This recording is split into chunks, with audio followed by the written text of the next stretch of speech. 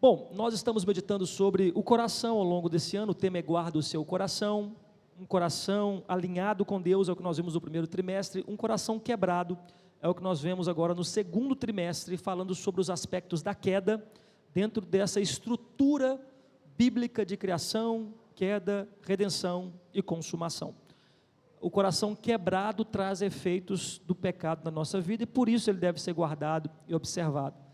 No meio desses 3 meses, nós queremos falar nesse mês de maio, especificamente da família, por ser um tema tão notoriamente lembrado no mês de maio, aliado aí à ideia do coração, mas focado num aspecto que já falamos aqui alguns anos atrás, mas é necessário repetidas vezes nós falamos sobre ele, que é a adoração na família, ou como alguns chamam, culto familiar, culto doméstico, e como nós podemos desenvolver isso dentro do nosso contexto, dentro da nossa realidade. Restaurando a adoração no coração da família será o subtema do mês de maio, na Escola Bíblica Dominical da M4, e a lição 1 é sobre o dever do culto familiar. Será que nós podemos tratar o culto familiar nesses termos, como uma obrigação, um dever de cada família cristã? Como funciona isso? Vamos tentar observar isso à luz da palavra de Deus. Antes, vamos orar mais uma vez, pedir que o Senhor Deus continue ministrando o nosso coração, e agora eu conto muito com a sua participação, com as respostas, as perguntas, tá? Nós teremos aqui as nossas provinhas de sempre, para você responder, e também com as suas colaborações, experiências que podem enriquecer nosso tempo aqui de aula. Pai, muito obrigado por esta manhã, mais uma vez, que agora continua focada na palavra do Senhor. Esse é o dia do Senhor, é o dia que o Senhor nos abençoou com a disposição, com o tempo para nos dedicarmos à Tua palavra. Que bom que nós temos a igreja, que nos auxilia a fazer isso, ó Deus, em comunidade. Que tudo que fizermos aqui seja para a Tua glória. O Senhor nos ilumine e aplique a Tua palavra no nosso coração. É o que te pedimos em nome de Jesus. Amém. Então, o que devemos saber, né? Hoje nós estamos iniciando, então, essa nova série de estudos voltada para o mês da família. Um dos primeiros efeitos do pecado, uma das primeiras ações do pecado na vida humana foi a quebra ou a crise da família. Olha lá o que diz em Gênesis capítulo 3, versos 11 e 12. Acompanhe a leitura que eu vou fazer. Diz assim, olha: perguntou-lhe Deus, quem te fez saber que estavas nu? Comestes da árvore que eu te ordenei que não comesses? Então disse o homem, a mulher que me deste por esposa, ela me deu da árvore e eu comi. Então, logo após o pecado acontecer, uma família recém-criada, que vivia em harmonia, em completude, Deus fez uma auxiliadora idônea para o homem. Ele lhe deu ali o nome de varoa, porque do varão foi tomada, tinha tudo em comum, viviam em perfeita harmonia diante de Deus. O pecado entrou e entra a primeira crise familiar. A culpa é da mulher, ou a culpa é do Senhor que me deu essa mulher, né? Estava aqui no paraíso tranquilo, sou que inventou essa moda de dormir solteiro, acordei casado, olha isso, né? Dormiu, fez ele pegar no sono, tirou uma costela e fez uma mulher, o homem acordou, já estava casado, e há uma culpa ali veladamente lançada sobre Deus, mas de maneira explícita lançada sobre a mulher. O pastor John MacArthur também entende que a maldição dada sobre a mulher, o seu desejo será para o teu marido e este te dominará, reflete dentro do hebraísmo ali da construção da frase, uma ideia de que esse desejo é um desejo para suplementação, para tomar o lugar do marido, é um desejo para estar sobre, para dominar, o que geraria um conflito constante, uma tensão constante entre homens e mulheres, por causa do pecado. Então, quando nós tratamos do nosso coração, sobre como nós devemos guardar o nosso coração, reconhecendo que o nosso coração, ele está afetado pela queda, pelo pecado que nós temos em nós mesmos, devemos observar também esses aspectos dentro da família. Corações quebrados pelo pecado geram famílias quebradas. Por isso é necessário restaurar o verdadeiro altar de adoração no coração da família. Esse é o objetivo do nosso estudo ao longo desse mês de maio. Para esse estudo nós usaremos como base o livro do Joel Bick, Adoração no Lar. Eu tinha colocado a fotinha ali, mas essas edições aí da IA, elas tiram as nossas fotos que a gente coloca. Mas tem depois, você pode procurar, é um livretinho muito pequenininho, muito fácil de ler, muito prático, do pastor Joel Bick, chamado Adoração no Lar. E em seu primeiro capítulo, o autor inicia alertando para a necessidade desse tema. Olha só o que o autor diz aí, aspas, para o Joel Bick. Isso é uma importante reflexão, já no começo desse livro. Toda igreja deseja ter crescimento. No entanto, é surpreendente como poucas delas buscam promover isso por meio de uma ênfase na necessidade de se criar os filhos na verdade da aliança. Poucos lutam com o porquê de muitos adolescentes se tornarem membros apenas nominais das igrejas, com uma mera noção de fé, seria ali, né? Ou abandonarem a verdade evangélica em troca de doutrinas não bíblicas e modismos na adoração. Então, a reflexão dele é interessante para nós. Todos nós queremos ver a igreja crescer, todos nós queremos ver, não a igreja só a nossa, a igreja local não, mas a igreja de Cristo crescer em todos os seus segmentos fiéis. Todos nós queremos ver um avivamento espiritual, todos nós queremos ver uma juventude, uma família mais renovada, mas poucos de nós lutam ou entendem a necessidade de uma luta pela fé dentro do lar e de uma aplicação intencional da adoração a Deus dentro da família. Poucos de nós sabemos como fazer isso também. E esse é um aspecto muito importante que nós devemos refletir. Se nós não estamos focados dentro da nossa casa nessa adoração, o que nós devemos esperar então dos filhos, dos netos, das próximas gerações, senão um afastamento ou um esfriamento, como muitas vezes nós vemos. O que o autor não quer dizer é que todo filho adolescente que se torna um cristão meramente nominal, ou todo jovem que ao chegar na parte acadêmica da faculdade da sua vida abandona a fé, todos eles são oriundos de uma família que não valorizava a fé, que não testemunhava em casa e que não investia no culto familiar. Não é isso que o autor está dizendo.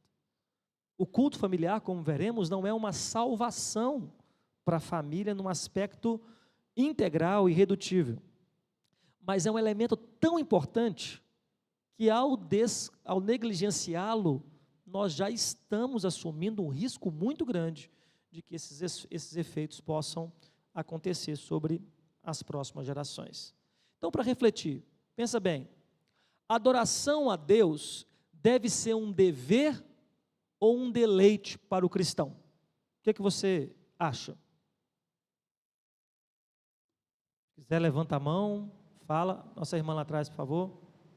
Adoração é um dever ou um deleite? Eu acho que é um dever e um deleite. Muito bem. Porque é um prazer adorar a Deus. Né? Eu mesmo uso esse tempo que eu venho de ônibus para ficar olhando o céu tão bonito. Olha e só. Falando com Ele. Contemplando. Cantando e lembrando. Como Ele faz coisas tão bonitas para nós. Né? O céu azulzinho que vem olhando no caminho. Então, é obrigação porque Ele merece. Sim. E é deleite porque é prazer nosso. As duas coisas, né? Sim.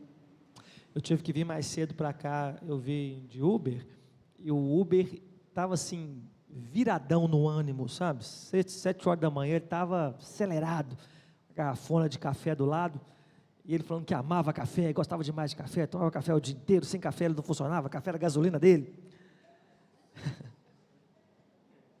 Ele estava falando isso. Tem todo motivo para ser feliz, sou milionário. Olha que céu bonito, olha que árvores bonitas. Ele não parecia ser cristão não, mas ele tinha assim uma atitude de gratidão contagiante. Quase que eu pedi um gole daquele café. O que você está tomando? Se fosse café seu, deve ter alguma fórmula aí que eu estou precisando. Concorda com a nossa irmã? Adoração é dever. Deus requer de nós adoração. Ele demanda de nós adoração. Mas não é algo frio, estático, né, engessado. É deleitoso, é prazeroso, é agradável. É bom louvar o nosso Deus, é bom cantar louvores a Ele. Sendo assim, por que a adoração dentro do lar parece algo tão desafiador em comparação com o ambiente da igreja? Bom, então nós concordamos que a adoração é dever e a adoração é deleite.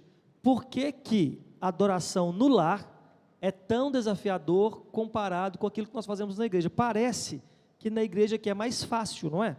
A gente chega, senta e canta, aí lê a Bíblia e ora. Aqui parece que flui melhor. Por que que em casa é mais desafiador? Por causa da rotina da casa. Rotina da casa pode ser um desafio. O que mais? Ana, se não der tempo de chegar ao microfone, eu traduzo, mas quer esperar eu chegar ao microfone? Ela fala mais alto, então tá bom, falando.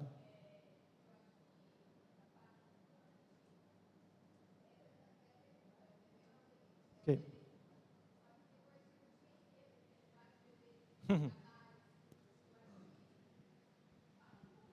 Sim. Ok.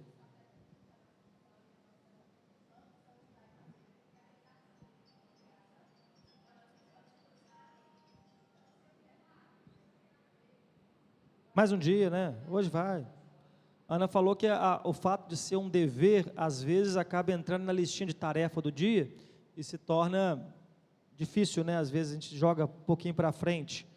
O Senhor Jesus fala lá no Evangelho de Mateus, buscai, pois, em primeiro lugar, o seu reino e a sua justiça. Todas as outras coisas nos serão acrescentadas, né?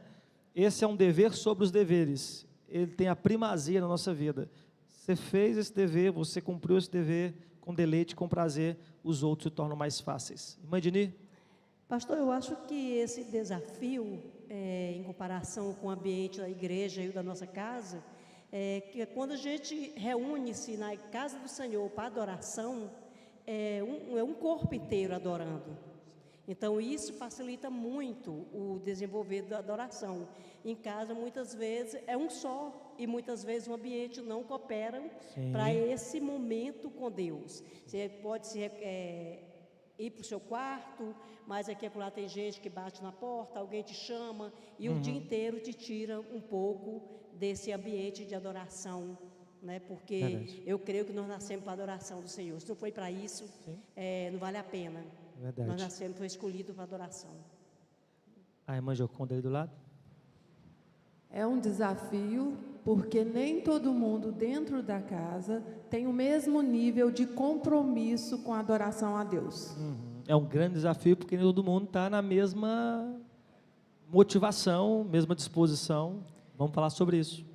E eu acho que a gente também burocratiza, assim. A gente Burocratiza? ritualiza o negócio de uma forma que fica difícil. Então, quando eu estou correndo ali e não estou com aquele perfeito tempo, tudo perfeito, está com visita em casa, eu percebo que já fica mais difícil, porque sai do seu cronograma.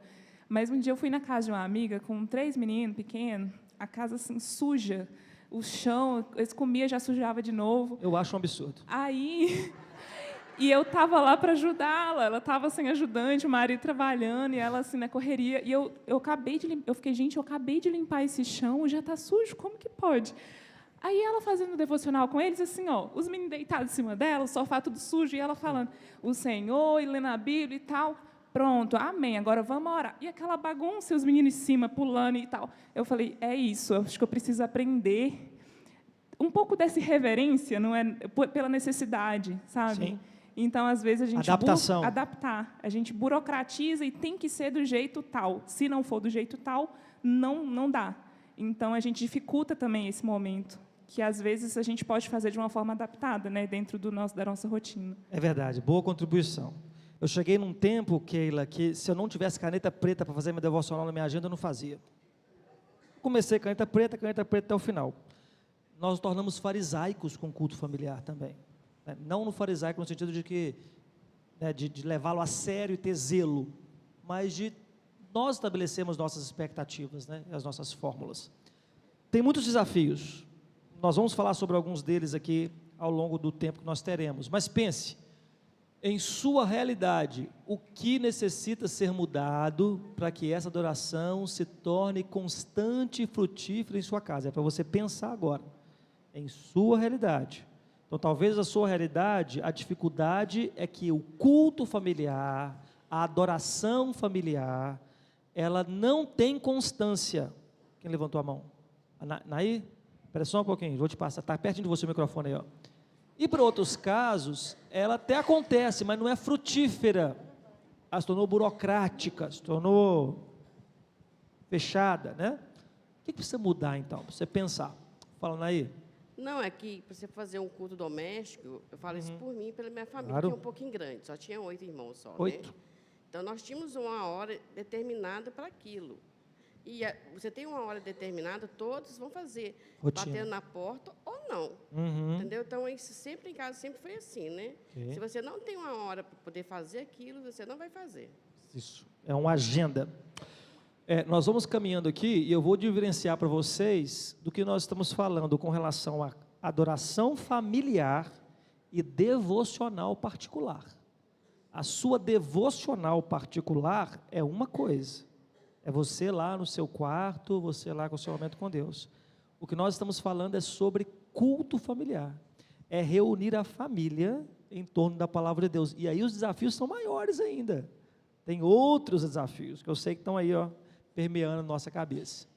Mas nesse livro nós aprendemos sobre o dever da adoração no lar, e há uma exigência bíblica aos chefes de família para promover a adoração no seu lar. Isso é uma coisa bíblica. Nós sabemos que ela é um prazer, que ela é um deleite, mas às vezes nós tratamos o culto familiar como uma opção, como coisas que algumas famílias fazem, outras não fazem.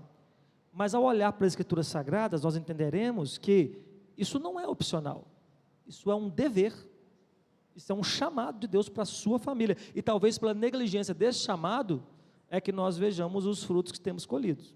Olha só o texto de Josué, famoso texto, Josué 24, 14 e 15, olha o que Josué diz: agora pois, temei ao Senhor e servi-o com integridade e com fidelidade, deitai fora os deuses aos quais serviram vossos pais da além do Eufrates e no Egito, e servi ao Senhor. Porém, se vos parece mal servir ao Senhor, escolhei hoje a quem servais, se aos deuses a quem serviram os vossos pais, que estavam da além do Eufrates, ou aos deuses dos amorreus em cuja terra habitais. Vamos ler junto o finalzinho? Eu e a minha casa serviremos ao Senhor. Tem uma demanda, tem uma ordem, e Deus trouxe o cafezinho do Uber para mim, ó, que agora vocês vão ver que quer ficar acelerado. Obrigado, pode puxar aqui. Pode. Até agora estava devagar, mas de agora para frente, com açúcar, melhor ainda. Não reclama não. Não entrei para aceita ainda não. Me ajuda aí. Quais são as ordens que Deus dá no verso 14? Quais são os imperativos que Ele dá aí no verso 14? Temei, né? Depois, servir. O que mais? Deitai fora, né? E depois repete, servir, não é? Então veja, não há ali uma opção, não há uma sugestão, são verbos do imperativo, façam isso. O culto ou adoração no lar, que é o ambiente onde Josué está estabelecendo esse ensinamento, depois veremos como ele começa o capítulo 24, ele sugere ele indica que o culto, a adoração da família é uma ordem, que a família deve estabelecer, que o lar deve zelar, incluindo isso que a Nair falou, com horário, agenda, programação, e incluindo o que a Keila falou, a adaptação à realidade, aos momentos que você tem, né? E nós vamos falar um pouquinho sobre isso também. Então olha só, ela deve ser exercida em obediência direta por aqueles que fazem parte do povo de Deus. Então ele fala primeiro que nós devemos temer. A sua presença estava no arraial, a arca da aliança estava lá, Deus estava presente no meio do povo, então o povo deveria andar com temor, reverência na presença de Deus. Onde está a presença de Deus hoje para o seu povo, para a igreja? Onde Deus habita? Em nós.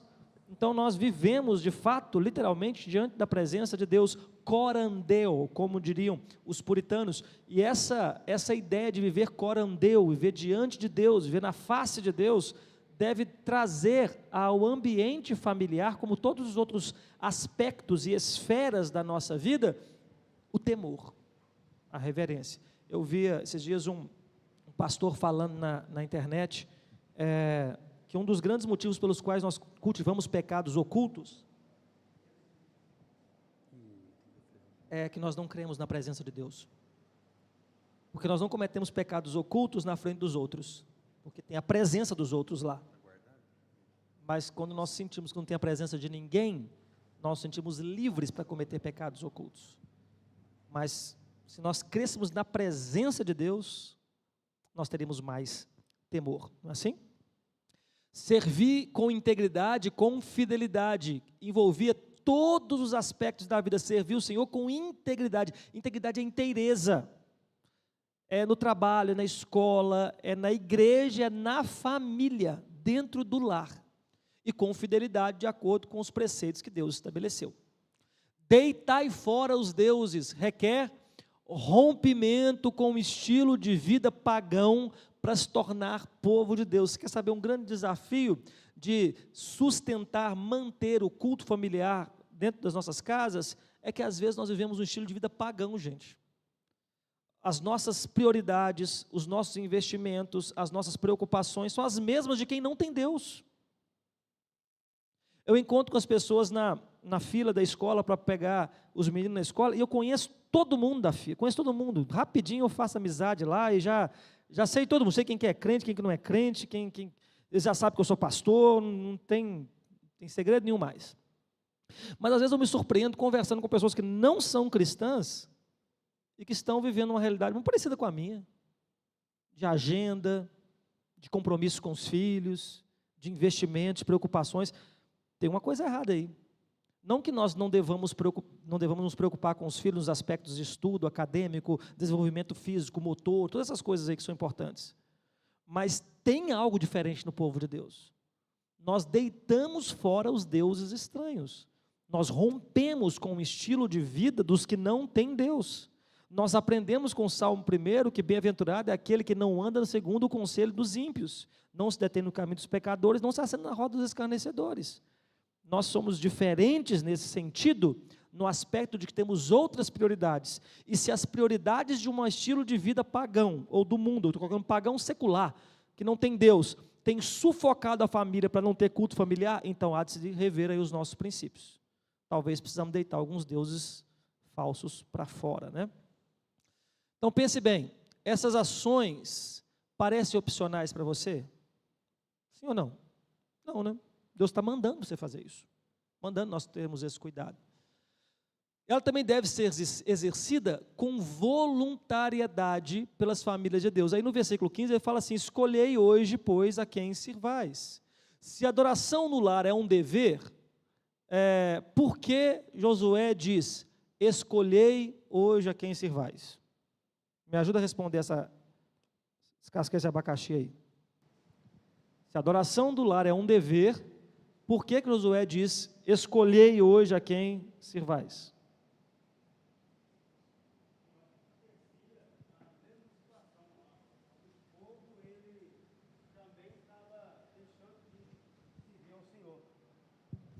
Estava deixando de servir ao Senhor. Então ele pediu para escolher ou os ídolos, ou o secular, ou o Senhor. Ok. Mas é um dever ou é uma opção?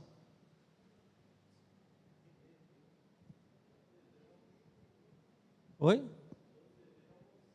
Todo dever é uma, você pode escolher obedecê-lo ou não, né? É verdade. O que mais? Qual a comparação que Josué está fazendo aí? Presta atenção, a comparação que ele está fazendo. Entre o povo de Deus e quem?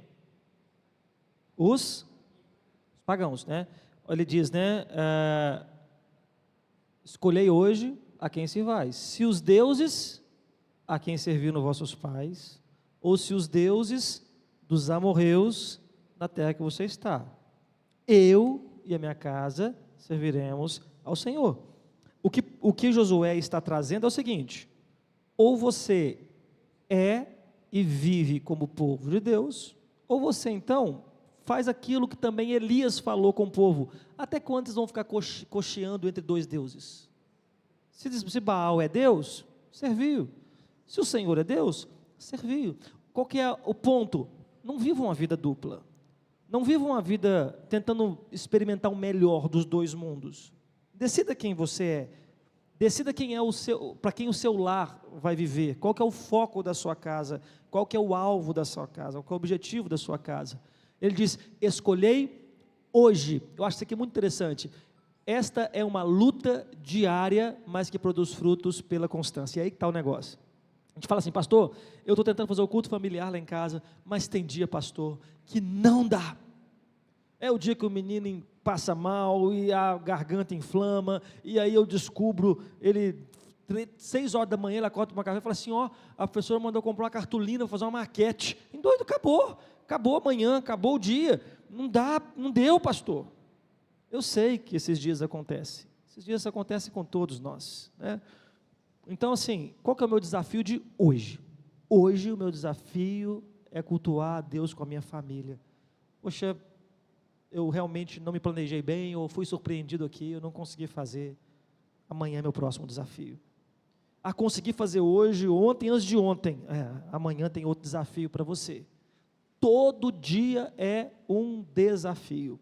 O culto familiar nunca está sedimentado o suficiente para você falar assim: agora está ótimo, não precisa mudar nada. Não, sempre precisa melhorar em algum aspecto, mas a constância irá produzir os frutos. Você vai colher, você vai perceber depois com o tempo, isso vai ser muito gratificante. Então, primeiro, um dever, depois uma adoração pelo exemplo. O versículo 15, Josué relaciona a ordem da adoração no contexto familiar, dizendo: eu e a minha casa serviremos ao Senhor. Olha só o que diz lá no início do capítulo 24, verso 1.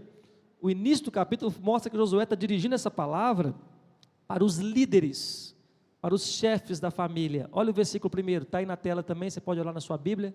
Diz assim: depois reuniu Josué todas as tribos de Israel em Siquém e chamou os anciãos de Israel, os líderes, os seus cabeças, os seus juízes e os seus oficiais, e eles se apresentaram diante de Deus.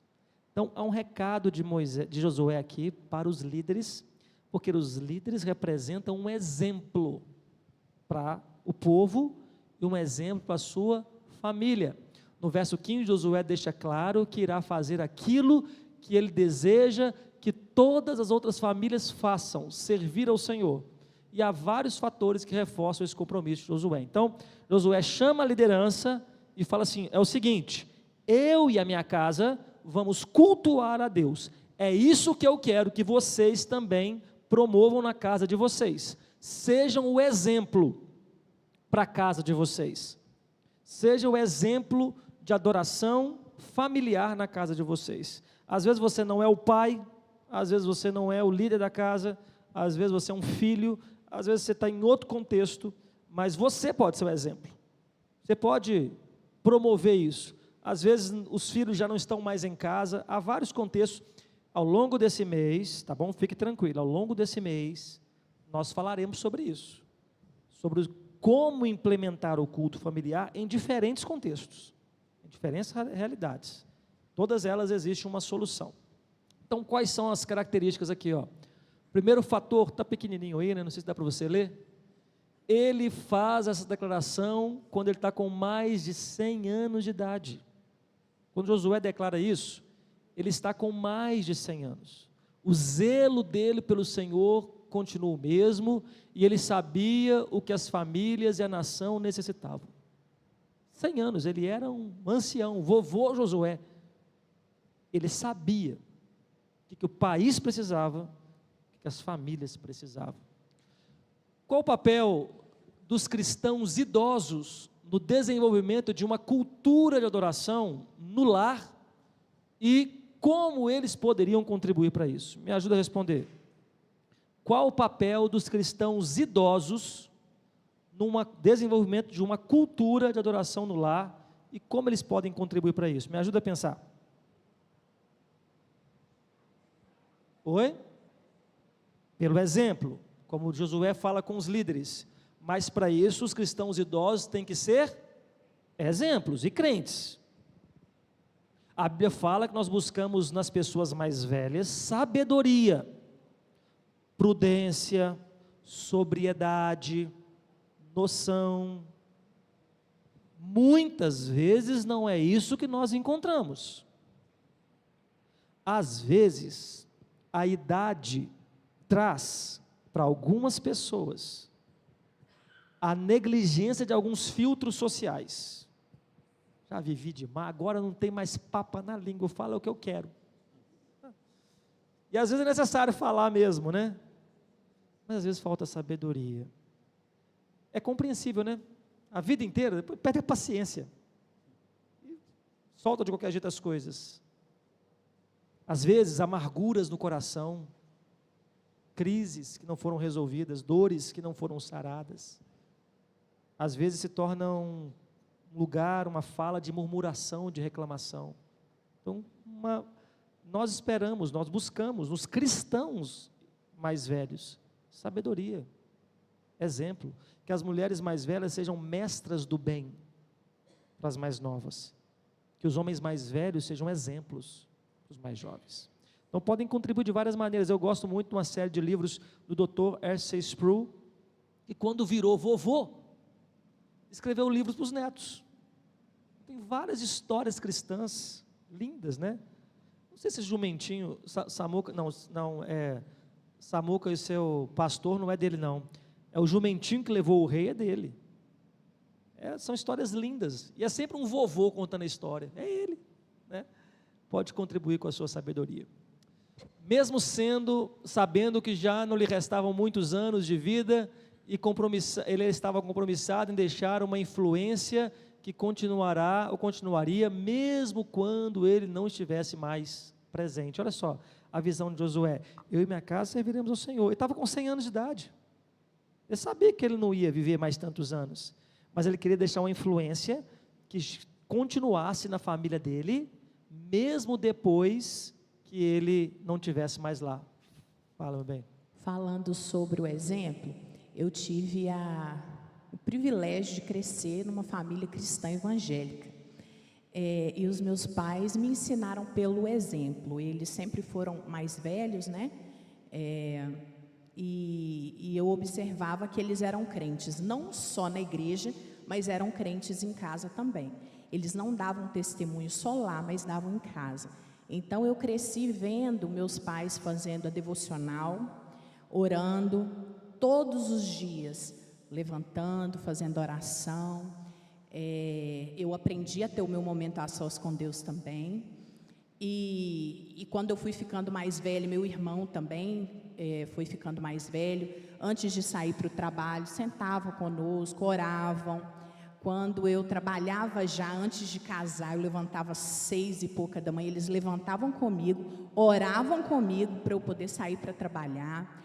Então, assim, foi muito exemplo para mim, e eu pude experimentar dessa bênção através da vida deles, da bênção de adquirir o hábito da devocional e do culto familiar em casa também. Quando estávamos todos juntos, nós fazíamos o culto, e hoje nós trouxemos para a nossa família. Isso é uma grande bênção, um grande privilégio. É um exemplo, né, que é passado de geração em geração. Então, por que muitos filhos se desviam em idade universitárias, né, e como eles poderiam ser melhor preparados para isso? Se for pensar bem, Esse é o problema que Josué estava querendo tratar. Ele sabia que ia chegar uma fase da vida que ele não estaria mais presente. E aí, o que seriam dos filhos? O que seriam dos netos? A influência dele devia continuar, mesmo ele não estando presente. Chega uma fase na nossa vida, na sua, dos seus filhos, seus netos, que eles não vão estar mais debaixo das asas do pai. Eles vão para a faculdade, eles vão para trabalhar fora, eles vão morar em outra cidade. E aí, o que eles vão levar com eles? Você não vai estar mais perto para proteger, para chamar, para levar para o culto. O que vai fazer com que eles continuem a buscar o Senhor, mesmo quando você não estiver mais tomando pela mão e levando lá? Por que muitos às vezes se desviam? Porque essa influência se restringe apenas no pragmatismo de terceirizar, nenhum trocadilho com a nossa igreja, a função espiritual para outros. Pastor, eu trouxe esse menino na igreja aqui até os 18 anos, depois não quis mais. Eu entendo isso, é uma parte do nosso compromisso trazê-los à igreja mesmo. Nós fazemos votos quando apresentamos nossos filhos ao batismo aqui à frente. Fazemos promessas de ler a Bíblia, de trazer os nossos filhos, sermos assíduos em todas as programações da igreja. Mas antes dessa promessa, nós prometemos ler a Bíblia com os nossos filhos e para os nossos filhos. Nós prometemos orar por eles e com eles. Então, o exemplo, como Vanessa citou e como Josué está trazendo aqui, ele diz respeito àquilo que nós nos comprometemos em fazer dentro de casa. Isso não é garantia que os filhos, os netos vão continuar no caminho do Senhor, mas é o caminho que Deus nos deu para fazer isso. Deixa eu correr aqui por causa do nosso tempo, senão nós não vamos terminar, não tem problema. Ele sabe que ainda há muita idolatria em Israel, que sua família nadará contra a corrente, mas ainda assim ele assume o compromisso público de fazer o que deve ser feito. Ele está numa nação influenciada pelo paganismo. O povo distraiu, Moisés distraiu alguns dias no monte, quando ele desceu, o trânsito virou um carnaval, adorando bezerro de ouro. É assim, para o povo desviar. Ele sabia, mas isso não impedia ele de fazer o que deveria fazer. Pastor, mas hoje é difícil, hoje a cultura é diferente, hoje os meninos têm TikTok, hoje os meninos têm dancinha, hoje os meninos têm Instagram, os meninos têm Netflix, hoje não dá para fazer culto familiar, são outras épocas. Foi nessa época que Deus te colocou. As coisas fáceis ficaram para os outros, para você sobrou as difíceis, arregaça a manga e vai para frente. O exemplo que a Keila deu é uma meninada aqui, um passando em cima do outro. Você está falando de Moisés, o menino está falando de Ben 10, mas você está junto ali. Vamos. Ben 10 é bom, mas Moisés é melhor. Ben 10 vira 10 monstros. Moisés fez 10 pragas, meu filho. Muito pior. E ali naquela coisa que parece uma confusão muitas vezes, porque nem sempre a gente consegue a ordem que nós desejamos. Nós estamos mostrando para os nossos filhos, isso aqui é inegociável. Estamos mostrando para o nosso cônjuge, que não teme a Deus, que não é cristão, que não quer nem saber de coisa de igreja. Isso aqui para mim é importante. Isso aqui é inegociável. Vamos fazer o culto familiar. Não quero não. Beleza, eu estou fazendo aqui, com meus meninos. Os meninos também não querem mais não. Eu estou aqui, Nós vamos almoçar? Deixa eu compartilhar o que eu li, que é a palavra de Deus. Vamos falar sobre essas estratégias e outras oportunidades. Versículo 24, capítulo 24, verso 31, diz assim: serviu, pois, Israel ao Senhor todos os dias de Josué e todos os dias dos anciãos que ainda sobreviveram por muito tempo depois de Josué e que sabiam todas as obras feitas pelo Senhor a Israel. Então assim, Josué morreu, mas o exemplo, a influência dele ainda continuou por muito tempo sobre Israel, por causa do exemplo que ele deixou. Agora, qual que é o caráter dessa adoração no lar? Tem alguns aspectos aí. Josué usa uma palavra no versículo 15 que significa servir. Essa palavra servir é traduzida na Bíblia em outros momentos por adoração. Então, servir aqui diz respeito a cultuar. Em todas as esferas da vida, no serviço cerimonial do culto a Deus, essa palavra é usada. Os levitas adoravam, serviam a Deus com essa palavra, no cumprimento da lei, da obediência da lei, no trabalho pessoal. Então a palavra também significa trabalhar mesmo, pôr a mão no arado, cultivar a terra, e na submissão total a Deus.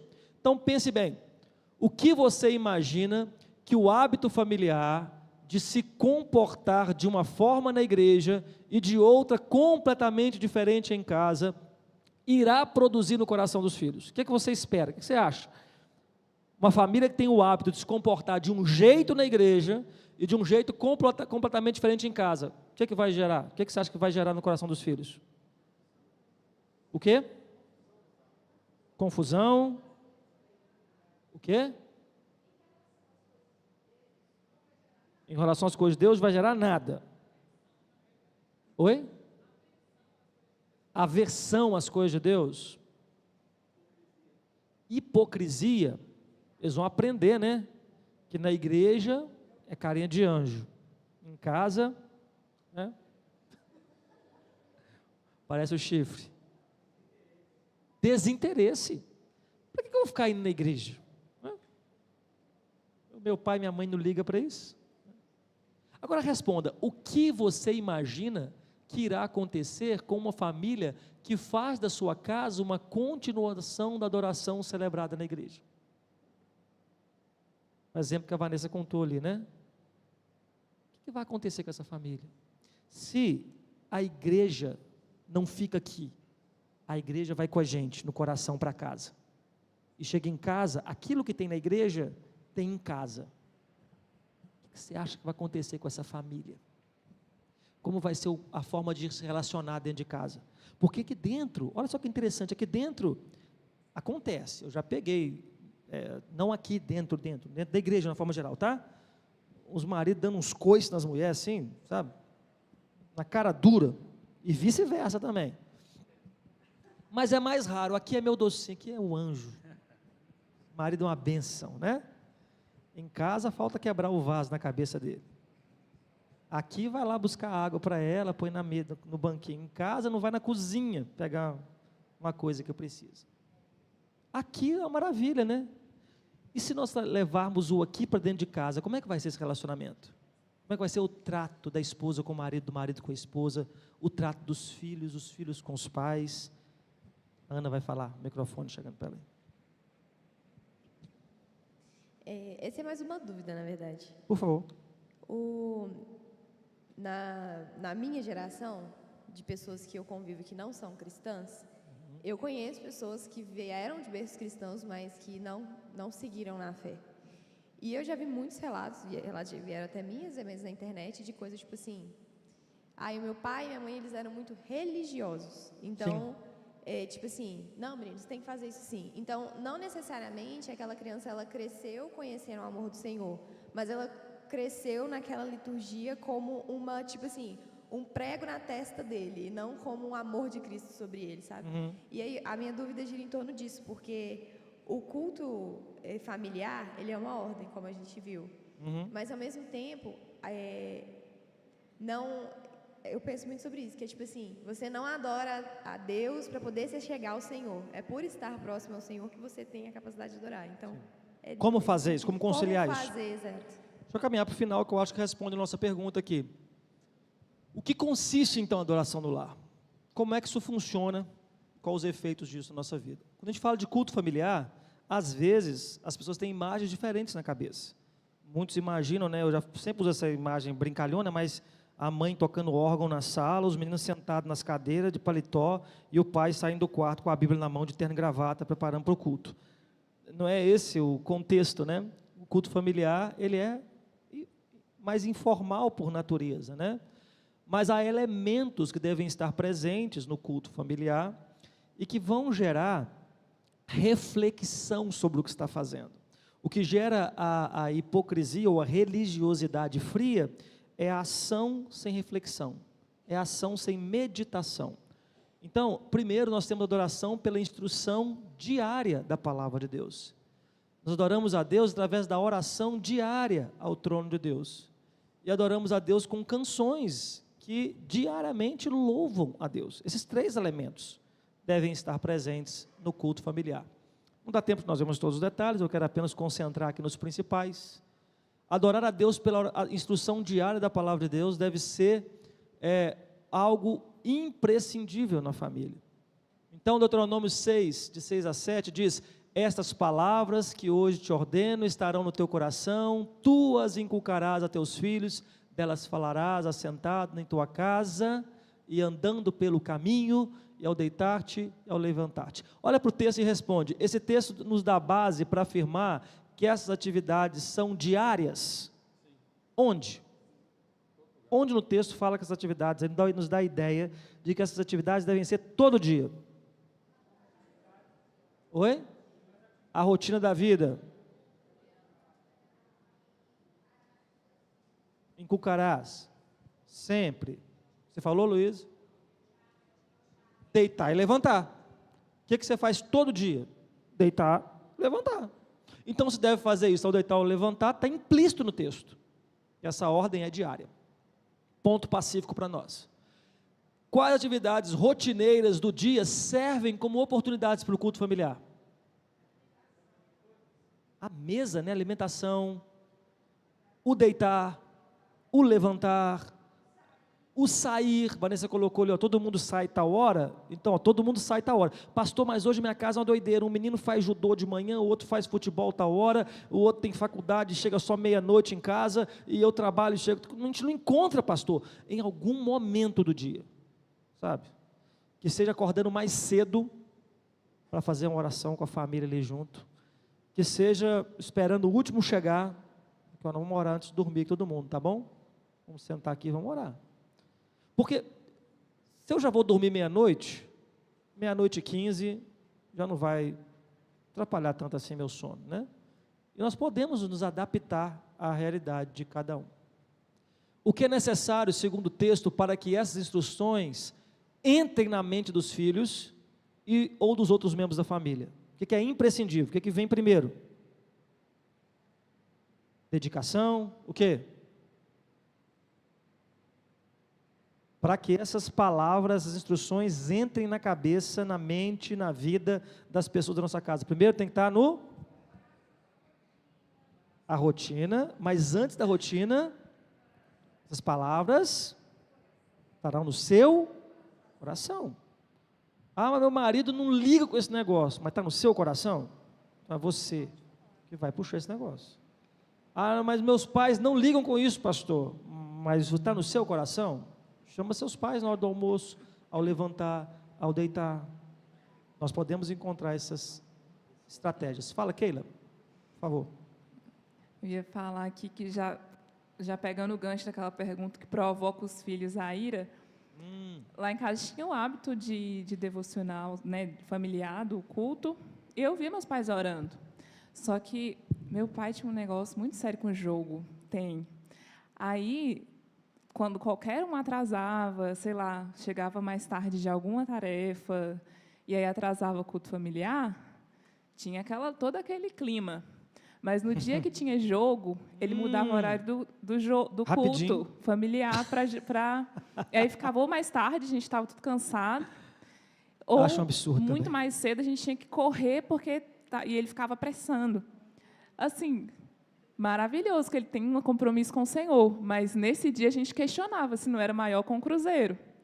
Então, com o Cruzeiro? Com o Cruzeiro. Muito absurdo isso.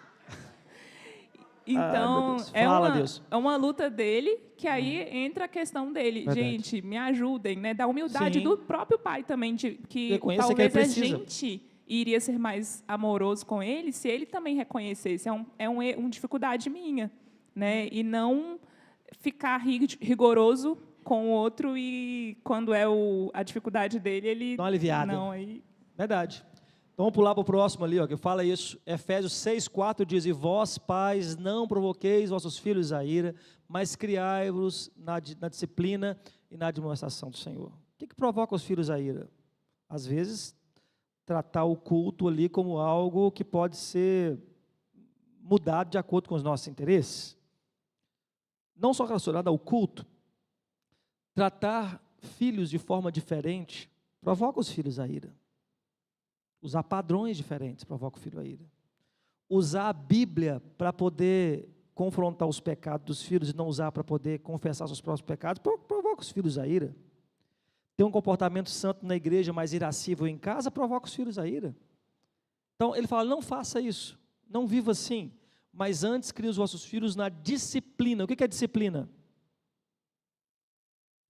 É ensinamento, isso mesmo. Disciplina é matéria, disciplinas, não é? Então, disciplina é o que se deve fazer, filho. É assim que se deve viver. É assim que o cristão vive. É assim que nós lidamos com essa e com essas dificuldades. E o que é a admoestação? É o quê? Correção. É trazer de volta. Filho, é assim que se comporta. O filho se comportou de outro jeito? Ó, você está no caminho errado, vem para cá. É correção. É trazer para o lugar certo. Mas por que ele diz do Senhor? Por que disciplina e correção do Senhor? Por que está isso no texto? O que você acha? A gente tem a nossa própria disciplina, que às vezes não é do Senhor. Porque às vezes nós temos nossos próprios conceitos que não são do Senhor. E às vezes, para exortar os nossos filhos, nós não exortamos do jeito que é para exortar do Senhor. Recomendo para os pais de criança lerem o livro do David Tripp, Pastoreando o Coração da Criança. Leia, sinta-se batadas você e depois você me conta. É doloroso ler aquele livro. Sinto um péssimo pai lendo aquele livro. Porque ele fala que às vezes nós corrigimos nossos filhos para ir à forra. Nós corrigimos nossos filhos com ira. Nós corrigimos não porque eles precisam aprender a coisa certa, mas nós ficamos com muita raiva que ele quebrou a televisão de plasma que nós acabamos de comprar. Estamos pagando ainda e ele já quebrou. Ele sujou aquela camisa branca que deu trabalho para lavar. A gente acabou de colocar nele, falou, toma cuidado, não tomar o suco de uva, e ele virou tudo na camisa. Aí nós vamos corrigir com ira. Isso não é a admoestação do Senhor. Isso é a sua ira. Isso é o seu pecado. Ou às vezes nós somos leves demais. Ou não faz isso. Filhinho, filhinho, não coloca o sapato na boca do pet da sua amiga. Essa falta de dureza, firmeza também. Uma palavra que ele diz nesse livro é o seguinte, ele fala com o filho dele, você, ao cometer esse ato, você pecou contra Deus. Eu agora não posso pecar não te corrigindo. Deus demanda que eu te corrija. Então você falhou, desobedecendo a Deus, eu não posso falhar. Então por isso que eu vou te corrigir. Então pense, enquanto o pai não quer ou não pode cumprir esse dever. Vamos guardar essa pergunta aí para as próximas lições que nós veremos para frente. E quando um pai, uma mãe, alguém responsável, não quer cumprir esse dever, como nós fazemos? Como nós agimos? O que pode ser feito numa situação como essa? Guarde isso no seu coração. O culto familiar é um dever e é um deleite. É uma necessidade para nós fortalecermos famílias, igreja e nação. Negligenciar o culto familiar é assumir um risco de que muitas vezes a nossa influência não vai muito além da idade da adolescência dos nossos filhos. E é algo para o qual Deus nos chama a fazer. O culto familiar não é complexo, ele é composto de instrução bíblica, oração e louvores, como veremos mais detalhadamente na próxima aula.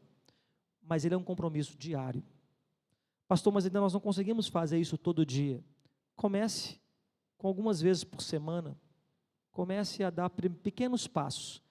Em uma das nossas lições, nós veremos sobre como implantar o culto bíblico. Na próxima lição, nós veremos as bases bíblicas da adoração no lar. E aí nós falaremos um pouquinho mais sobre esses elementos. Pois não, Géder? Chegou. Corrida 100 metros rasos. Diante de tudo isso que a gente vai vendo e vai pensando e refletindo, a gente lembra de Romanos 12, quando fala para a gente transformar a nossa mente. De fato, quando a gente olha para o nosso dia, a gente está igual aos outros. É a correria, a gente está sempre atrasado, sempre com pressa. A gente chega no final do dia, está cansado, está acabado. Mas como que a gente tem que transformar a nossa mente nesse caso? A gente tem que chegar no final do dia cansado e acabado, mas agradecido. Obrigado, Deus, porque eu venci mais um dia. E foi por causa do Senhor que eu venci esse dia. Verdade. E por causa disso, nós vamos nos juntar e vamos adorar o Senhor. Isso mesmo. Porque esse dia vamos celebrar nós isso. Vamos celebrar isso aí.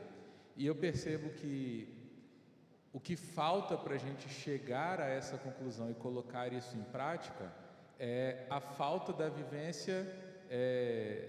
Vou usar o texto do nosso relógio de oração para exemplificar, mas é o nosso orar sem cessar. A gente não passa o dia com Deus.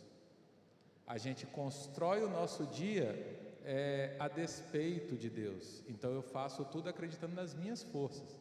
Então chegando no final do dia, é eu mesmo.